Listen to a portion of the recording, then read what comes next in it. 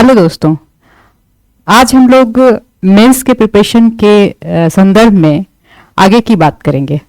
पिछले क्लास में मैंने बताया था आपको कि सिलेबस में हमारे क्या क्या है, ये जान लेना जरूरी है ताकि आपको पता हो कि हमारी तैयारी किस दिशा में होनी चाहिए।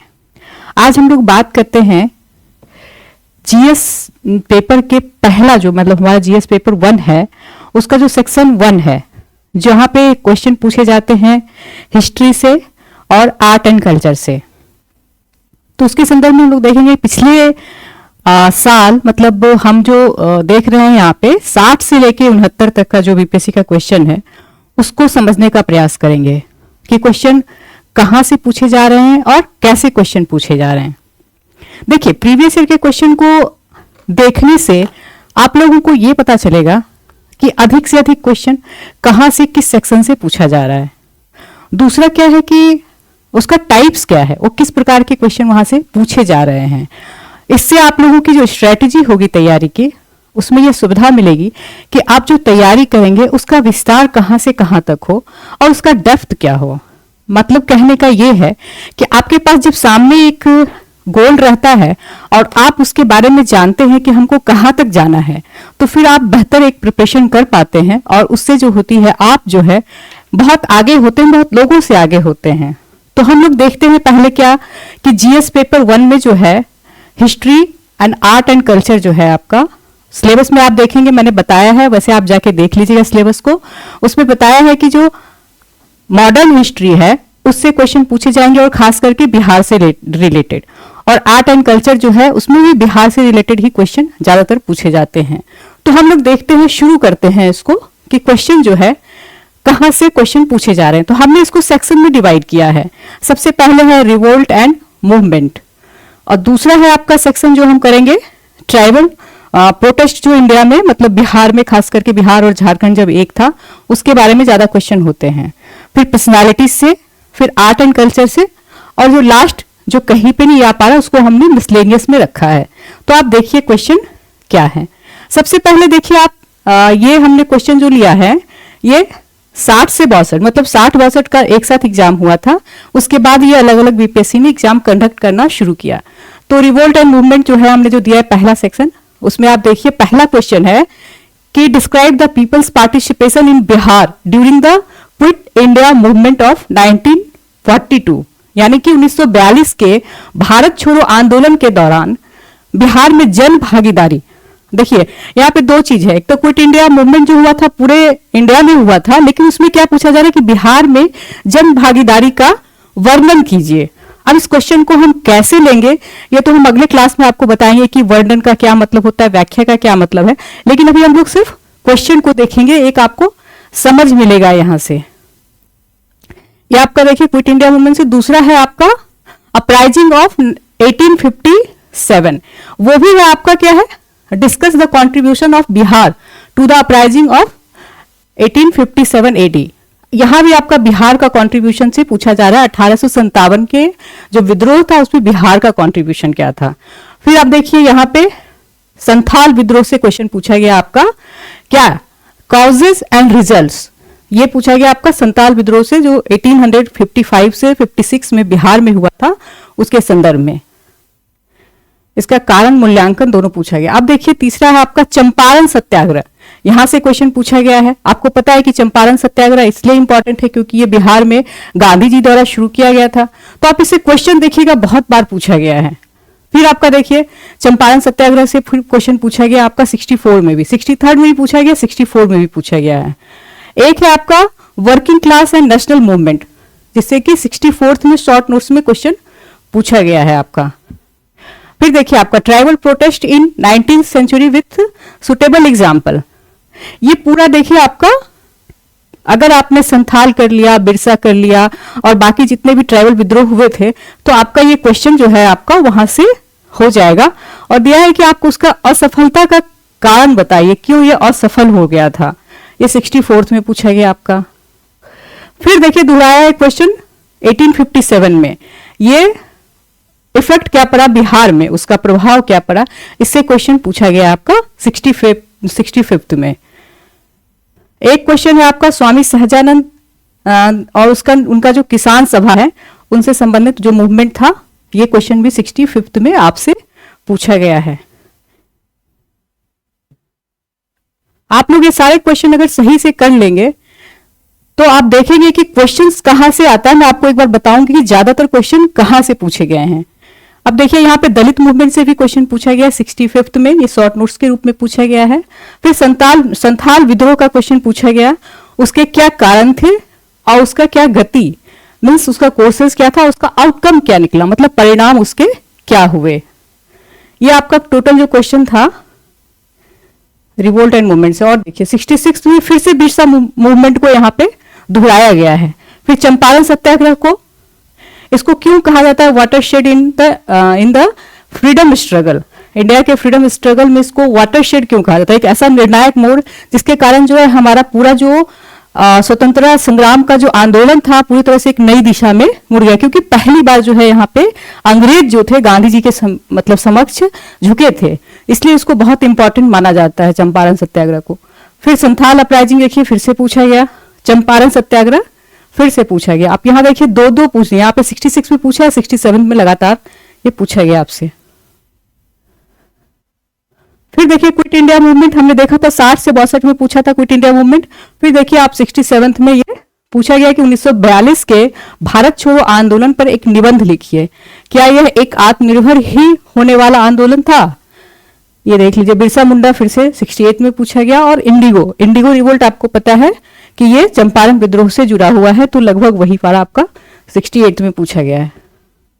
68 में देखिए और भी क्वेश्चन जो पूछे थे आपसे, भारतीय राष्ट्रीय आंदोलन के उदय के कारकों की ये चर्चा कीजिए, प्लस जो है इसे स्वतंत्रता संग्राम को किस प्रकार इसने दिशा दी,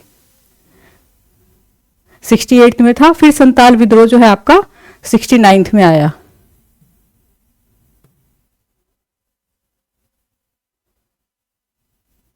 चंपारण सत्याग्रह 69 जो कि हमने बताया था कि 60 से 62 में एक साथ हुआ था, फिर 69 तक हम आएंगे। तो देखिए 69 में आपका चंपारण सत्याग्रह, उसके बाद 69 में फिर से चंपारण सत्याग्रह से एक क्वेश्चन पूछा गया, एक शॉर्ट नोट्स के रूप में पूछा गया, दूसरा आपका लॉन्ग क्वेश्चन के रूप में यहाँ पे पूछा गया है। तो इस प्रकार देखिए आपने जो हमने बताया कि पहला रिवोल्ट एंड मूवमेंट था, उससे कितने क्वेश्चन थे आपके, ये 60-62 से लेकर 69 तक। अब दूसरा हम लोग देखते हैं एजुकेशन के सेक्टर में कितना क्वेश्चन है। देखिए सबसे पहला जो है वेस्टर्न एजुकेशन इन बिहार, ये दिया development of western education in Bihar from 1813 to 1947, मतलब बिहार के संदर्भ में आप देखिए 60% में पूछा गया कि किस प्रकार से विकास हुआ था वेस्टर्न एजुकेशन का। फिर दिया है आपका 63 में देखिए लगातार पूछा है आपका कि 1857 से 1947, यहाँ पे है डिवीजन 1813 जिस समय से वुड्स डिस्पैच आया था उस समय से दिया गया है। अब यहाँ पे दिया 1857 से लेकर 1947 तक आपका पाश्चात्य शिक्षा का विकास। अब देखिए इसके पास जो है आपका spread of western education in Bihar, आप देख रहे हैं कि वेस्टर्न एजुकेशन के जो है अब 1858 से 1914, तो आप देखेंगे कि वेस्टर्न एजुकेशन का अगर हमने पूरे अच्छे से अध्ययन किया है, मतलब जब से बिहार में यहाँ इंडिया में मतलब ब्रिटिश सरकार आई तब से लेकर, तो आप देखेंगे कि आपका ईयर भले यहाँ पे चेंज हो रहा है कब से कब तक, लेकिन वो क्वेश्चन जो है लगातार आपसे पूछा जा रहा है। यहाँ पे पारंपरिक शिक्षा के प्रसार के लिए पूछा गया, ठीक है। उसके बाद है आपका वेस्टर्न एंड टेक्निकल एजुकेशन करके एक साथ मिला के आपका 1857 से 1947 के बीच का पूछा गया है, वो भी आपका बिहार में कैसे हुआ उसका विस्तार। एजुकेशन से और क्वेश्चन अगर आप देखेंगे तो 68 में भी पूछा गया है और 69 में भी पूछा गया है। 68 में आपसे जो पूछा गया colonial technical education in Bihar, मतलब जहां भी आपका एजुकेशन से पूछा जा रहा है वो बिहार से पूछा जा रहा है, वेस्टर्न से पारंपरिक शिक्षा हो या फिर टेक्निकल हो, ये पूछा जा रहा है आपका। यहाँ पर भी 68 में पूछा गया, उसका आलोचनात्मक विश्लेषण कीजिए। फिर ये है तो आपका बिहार में आधुनिक शिक्षा के विकास और उसके प्रभाव को रेखांकित कीजिए। ये ओवरऑल बिहार में जो है आधुनिक शिक्षा के बारे में क्वेश्चन पूछा गया। तो शिक्षा देखिए बहुत इंपॉर्टेंट है, ये लगातार आपका क्वेश्चन उससे पूछे जाते हैं।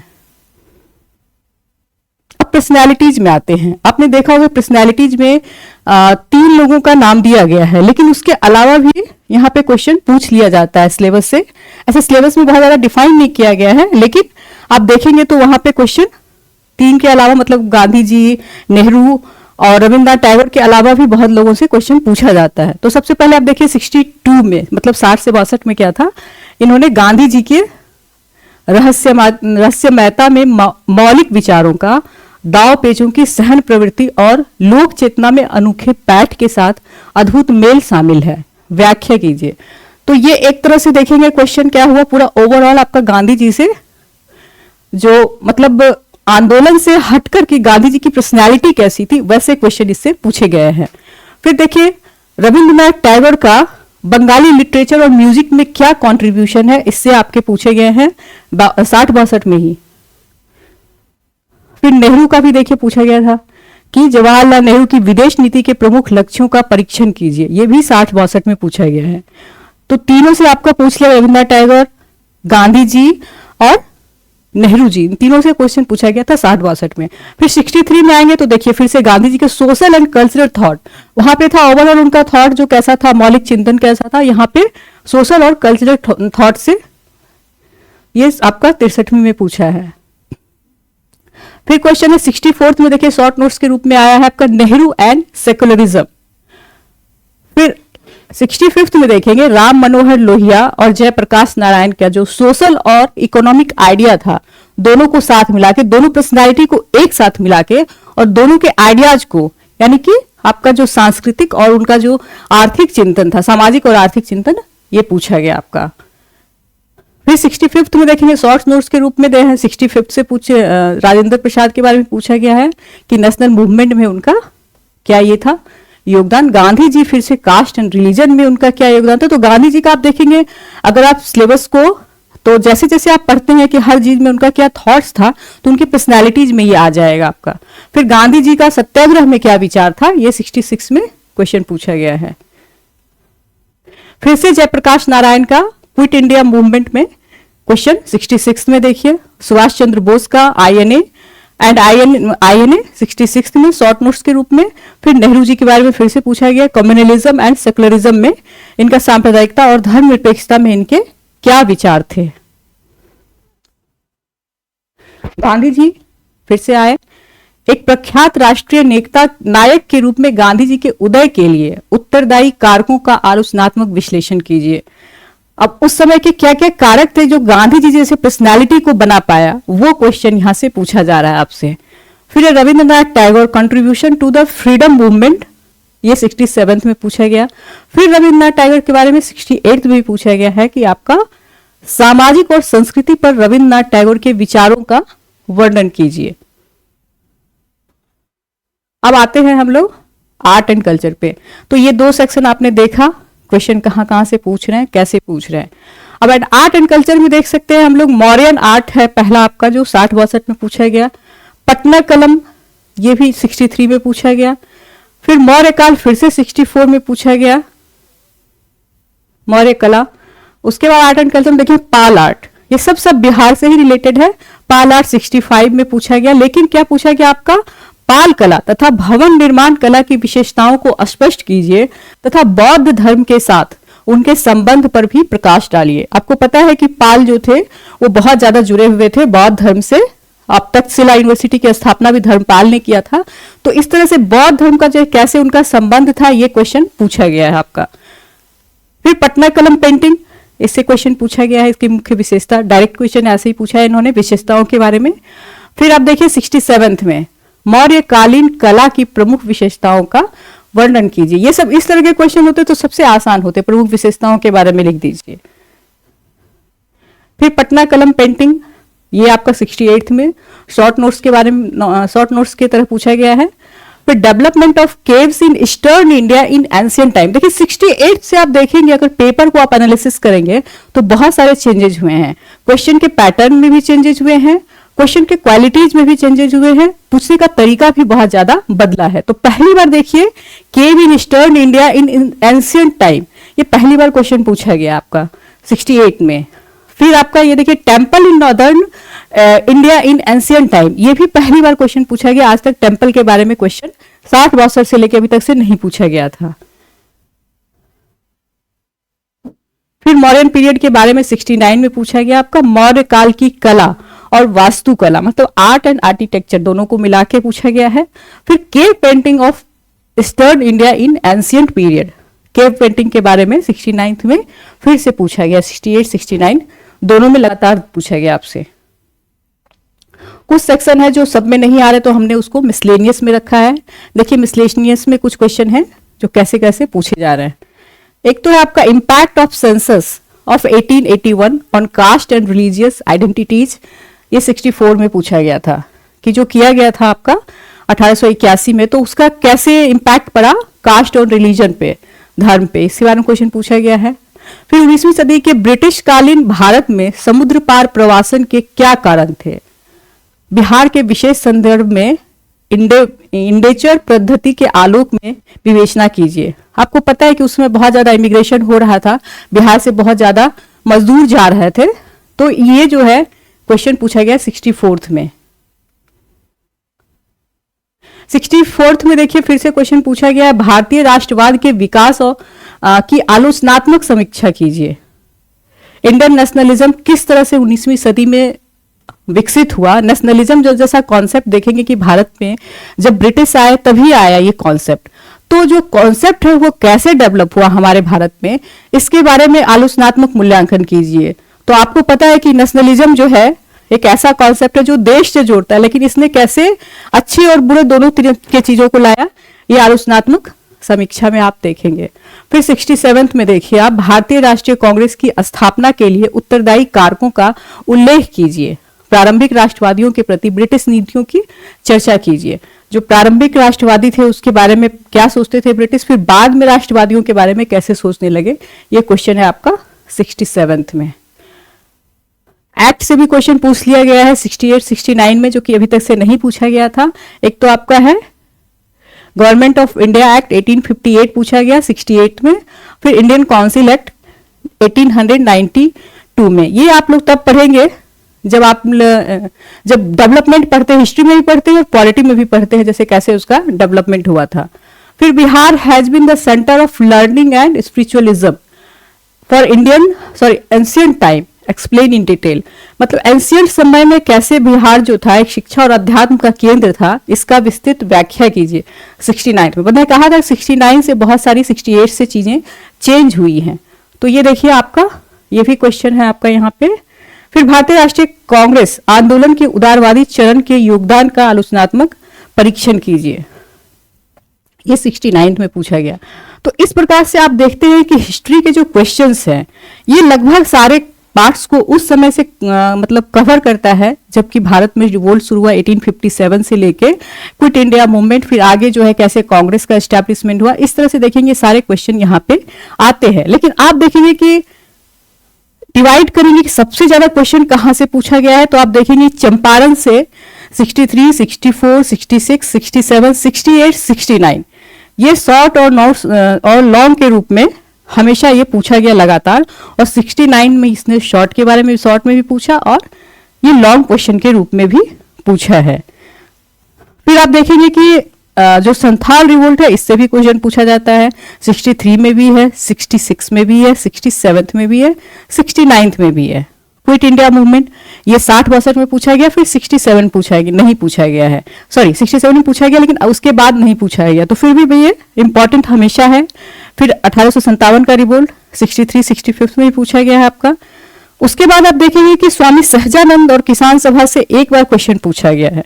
दलित मूवमेंट से भी 65 में क्वेश्चन पूछा गया है। ट्राइबल प्रोटेस्ट से भी एक बार पूछा गया है और बिरसा रिवोल्ट से 2 बार पूछा गया है, 66 और 68 में। इंडियन नेशनल कांग्रेस से 68 में एक बार क्वेश्चन पूछा गया है। फिर आते हैं हम एजुकेशन में। एजुकेशन में देखिए आप western education plus technical education और प्लस मॉडर्न एजुकेशन को जोड़ दें तो आप 60, 62, 63, 65, 67, 68, 69 से मतलब ये लगातार क्वेश्चन इससे पूछा जाता है। तो ये सेगमेंट बहुत ही इंपॉर्टेंट है, चाहे आप मतलब जब से ब्रिटिश यहाँ पे आए और जब से हमारा जो है 1947 तक रहे, उसके बाद अगर देखा जाए तो आधुनिक शिक्षा के बारे में बिहार से पूछा गया है। तो ये शिक्षा वाला आपका एक सेगमेंट बहुत इंपॉर्टेंट है। फिर आप पर्सनैलिटीज में देखेंगे तो Gandhi ji one of the most important जो पार्ट है आपका, इसमें 60-62 में पूछा गया, 63 में पूछा गया, 65 में पूछा गया, 66 में पूछा गया, 67 में। तो देखिए गांधी जी चंपारण में पूछा जाए सत्याग्रह उधर, या फिर गांधी जी से पूछा जाए, तो दोनों चीजें आपका कहीं ना कहीं एक दूसरे से इंटर रिलेटेड ही है। फिर रविन्द्रनाथ टैगोर के बारे में देखिए, 60-62 में पूछा गया, फिर 67 और 68 में भी पूछा गया। नेहरू 3 बार पूछा गया आपसे, 60-62, 64, 66। राम मनोहर लोहिया से 1 बार पूछा गया 65 में, जयप्रकाश नारायण से 2 बार पूछा गया 65 और 66 से, राजेंद्र प्रसाद से 65 में, और सुभाष चंद्र बोस से 66 में। तो देखिए इस बार कर्पूरी ठाकुर जी को मिला है आपका भारत रत्न मिला है, तो ये आपकी पर्सनालिटी बहुत इंपॉर्टेंट हो गया है, तो इसको भी आप लोग कर लीजिएगा। आर्ट एंड कल्चर में देखेंगे तो मॉडर्न आर्ट एंड कल्चर जो है सबसे ज्यादा इंपॉर्टेंट, जिसे सबसे ज्यादा पूछा जाता है, लेकिन पटना कलम भी इंपॉर्टेंट है, पाल आर्ट है, केव पेंटिंग आपको मैंने कहा पहली बार पूर्वी भारत में केव पेंटिंग का कैसे विकास हुआ, ये 68-69 से पूछना शुरू किया गया, और टेम्पल से भी। तो ये अगर आप सेगमेंट को पूरा देखेंगे और मिसलेनियस को जोड़ लेंगे तो कहीं ना कहीं आपको ओवरऑल एक आइडिया मिलेगा कि किस तरह से हमको तैयारी करनी चाहिए और क्वेश्चन का क्या पैटर्न है और कैसे कैसे हम आगे बढ़ सकते हैं। तो इसको आप अपने से बना लीजिएगा टॉपिक वाइज, और देन हम आपको बताएंगे कि कैसे इसको सॉल्व करना है। धन्यवाद।